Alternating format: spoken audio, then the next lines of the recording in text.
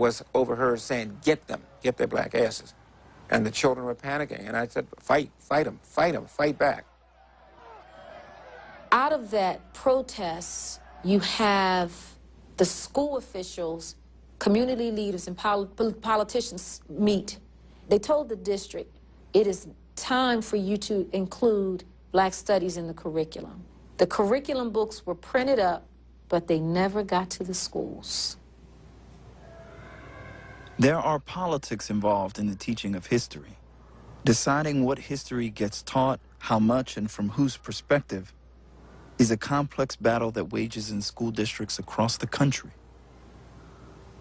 In Philadelphia, that battle waged for nearly 40 years. It came to a head in 2005 in a Philadelphia church during Black History Month.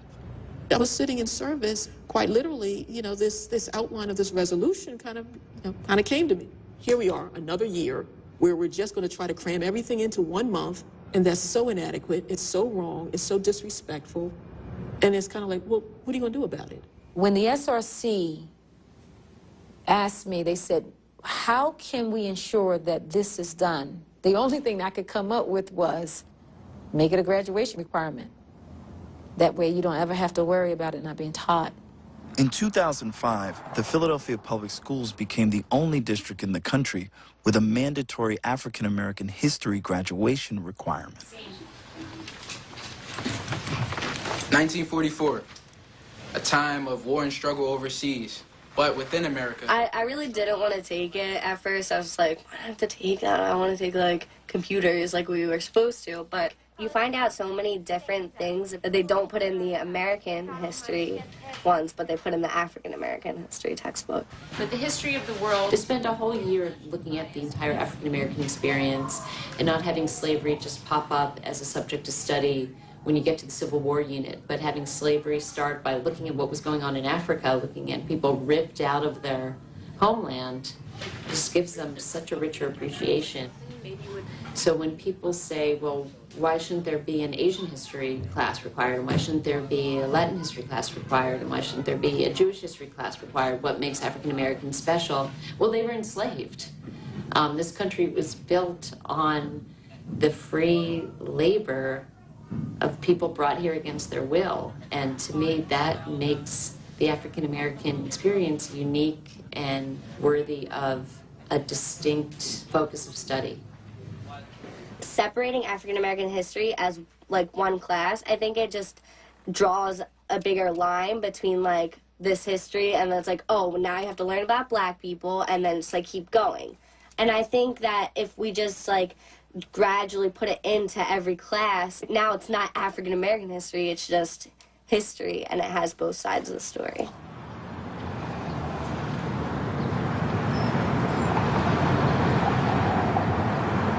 It's not a perfect solution, but making African American history mandatory sends a powerful message. We the people believe this is important, so important that one cannot graduate from high school without learning it. Right, yes. If that were to end, what would you put in place of that? I think you have to create a national history standard that essentially ensures the inclusion of the stories of African Americans throughout history, K through 12, right, in every district, in every state in America. I feel that I've found evidence of a next step, a step beyond Black History Month. It's not about ending Black History Month, it's about transcending it.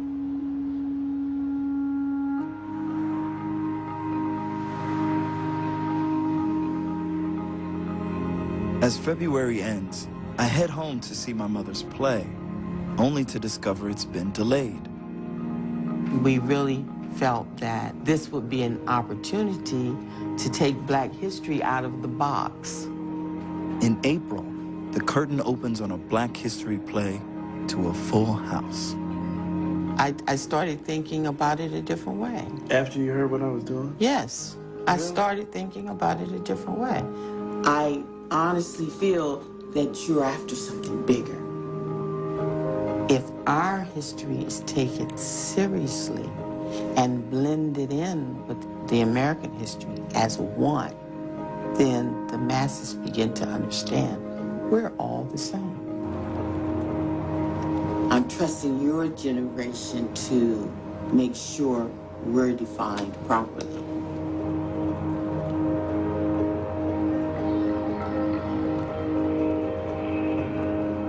Back in New York, it's time to retire the petition and the sandwich board.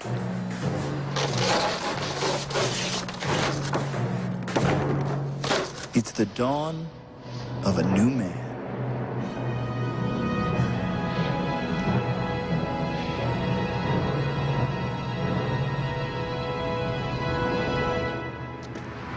Don't get me wrong, I still think it should end.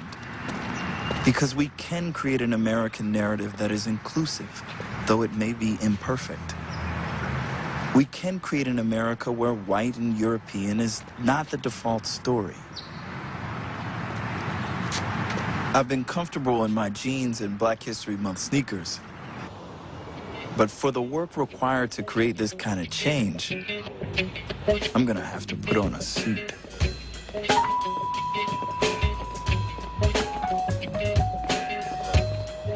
It's a new February and I'm back in D.C.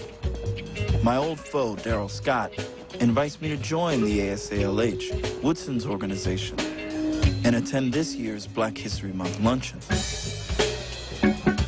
So this year, I have a ticket.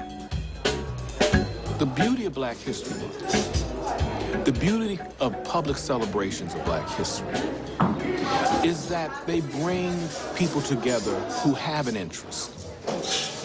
What is conveyed is some level of knowledge about the African American past and the American past in general. What is the comparable celebration of some facet of American history? There is none.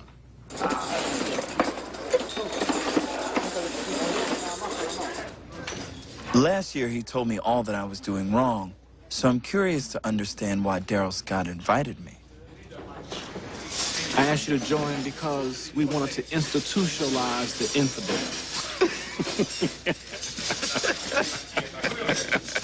Because you care.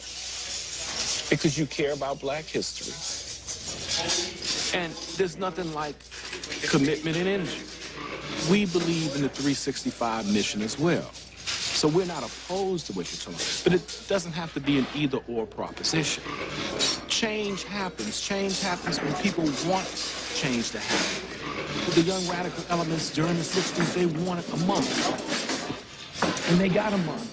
And they took us dragging into a month. And today, one of the people who promoted the idea of a month-long celebration instead of a week-long celebration is Lerone Bennett. And he's our speaker today. So sometimes those infidels win. They succeed. And that's good, too. So I'm on your side. I want you to succeed in making it 365 days a year, okay? But in the meantime, the old guard will hold his position.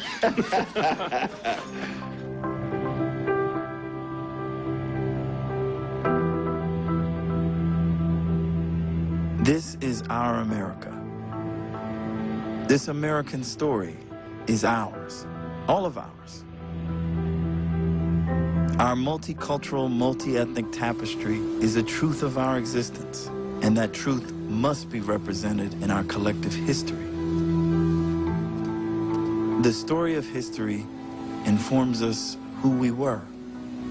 How we tell that story conveys who we are.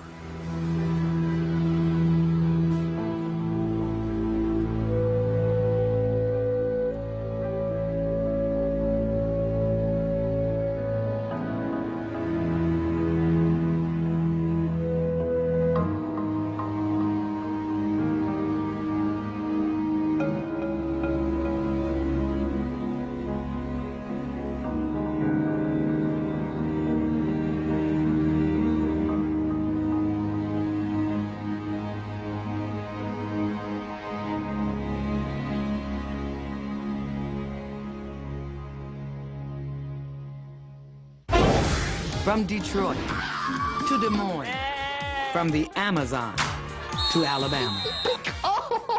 Independent Lens is the most diverse showcase of independent film on television. Independent Lens connects the dots between audiences and powerful independent storytellers. He wants to shock you.